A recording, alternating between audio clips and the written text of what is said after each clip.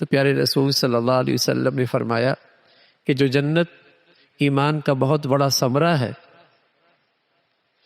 جنت جو ایمان کا بہت بڑا انعام ہے، اور جنت جو اللہ کو راضی کرنے کی بہت بڑا تحفہ ہے، وہ بغیر ایمان کے تو نہیں مل سکتی۔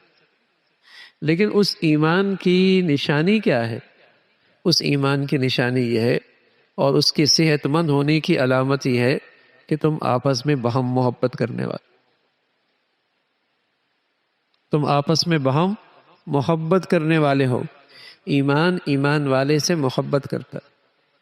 یہ رشتہ ایمان ایسا ہے کہ کہیں بھی دنیا میں ہو، اگر واقعی دونوں طرف ایمان کی سچائی ہے تو وہ ایک دوسرے سے محبت ہے، وہاں کوئی وطنیت رکاوٹ نہیں بنی، اور کوئی لسانیت رکاوٹ نہیں بنی، اور کوئی رنگت رکاوٹ نہیں بنے گی، اور کوئی قومیت رکاوٹ نہیں بنے گی، اور کوئی اور جماعتی گروہ بندی رکاوٹ نہیں بنے گی۔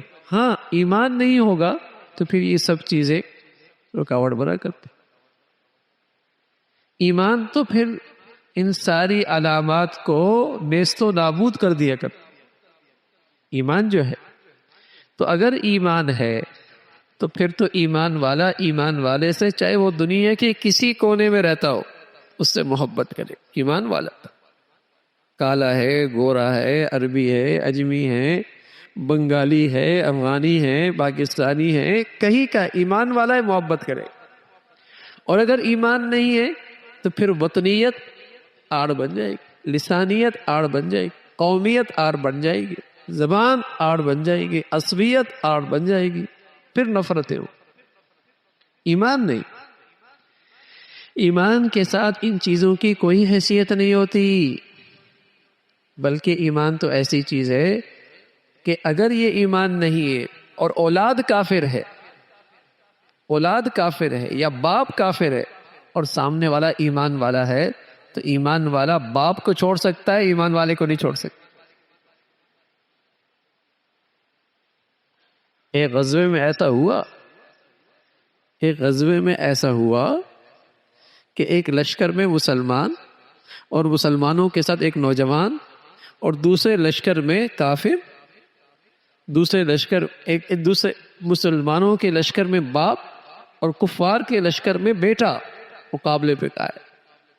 جنگ ختم ہو گئی، بیٹا کہتا ہے ابا آپ کئی مرتبہ میری تلوار کی زد میں آئے، کافروں کے صف میں تھا لیکن میں نے چھوڑ دیے۔ باپ کہنے لگے بیٹے اگر تم میری تلوار کی زد میں آتے نہ بچتے، اس لیے کہ میں ایمان والوں کے ساتھ۔ تو ایسا تو ہو سکتا ہے کہ خونی رشتے ہیں، ایمان کا رشتہ وہاں ختم ہو گیا، وہاں محبتیں ختم ہو جائیں گی، لیکن دوسری طرف ایمان ہے تو یہ اس کے ساتھ کھڑا ہوگا۔ ایمان کی طاقت خونی رشتوں سے بھی بڑھ جایا کرتی، ایمان کی طاقت خونی رشتوں سے بھی بڑھ جایا کرتی ہے، لیکن بشرطیہ ہے کہ ایمان ہو، اور ایمان کی علامت ہے ہی یہی، اس کی نشانی یہی ہے حتی تحابو، تم ایمان والے آپس میں ایک دوسرے سے محبت کرو۔ یہ نہیں کہ یہ تو برمی ہیں اور یہ تو افغانی ہیں اور یہ تو پاکستانی ہیں اور یہ تو بنگالی ہے اور یہ تو اجمی ہے اور یہ عربی ہے، یہ بدبودار نعرے، یہ بدبودار نعرے ہیں۔ یہ نعرے اور یہ عصبیت وہاں آتی ہے جہاں سے ایمان رخصت ہو جاتا ہے۔ ایمان والا تو ایمان کو دیکھتا ہے، وہ تو ایمان کو دیکھتا ہے۔ اس لیے جہاں بھی دنیا میں ایمان غائب ہوتا ہے وہاں مسلمانوں کو آپ کو تنقید کرتے ہوئے، نفرت کرتے ہوئے نظر آئے گا، حقیقت میں اندر ایمان نہیں۔ جہاں سے ایمان رخصت ہو جاتا ہے وہاں آپ کو یہ نفرت نظر آئے گی، اور وہاں مسلمانوں کے زیادہ مخالف اور مسلمانوں سے زیادہ نفرت اور کفار سے زیادہ دوست۔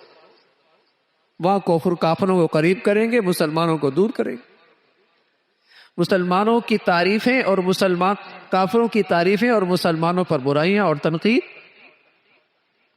تو ایمان ایک اندر کی چھپی ہوئی کیفیت کا نام ہے، لیکن اس کی تازگی اور اس کی طاقت اور اس کی توانائی وہ ظاہری اللہ کے پسندیدہ اخلاق ہیں، اللہ کی فرما برداری ہے، اللہ کے حکموں کی تعمیل ہے، یہ اس بات کی نشانی ہے کہ اندر ایمان ہے۔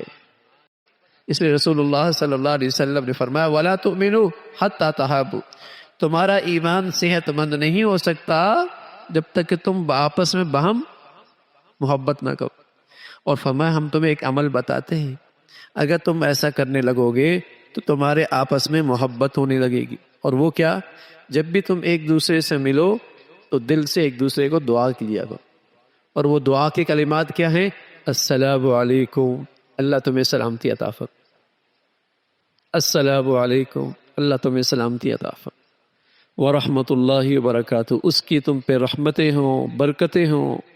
بتائیے اگر کوئی بار بار کسی مسلمان کو دل سے یہ دعا دے تو بتائیے نفرتیں رہیں گی؟ اندر کینہ اور بغض رہے گا؟ اندر کھوٹ رہے گا؟ اندر نفرت کے جذبات رہیں گے؟ یہ دعا فرمائی السلام علیکم، فرمایا افشوا السلام بینکم، اسے رواج دو آپس میں۔ آج ہمارے گھروں کے اندر بھی ساس بہو، نند اور میاں بیوی اور گھر کے آلات بھی آج محبتوں سے خالی ہوتے جا رہے ہیں۔ تو وہاں بھی اس عمل کو، جسے کہیں کہ اس عمل کو کرنا چاہیے اور سلام کو فروغ دینا چاہیے۔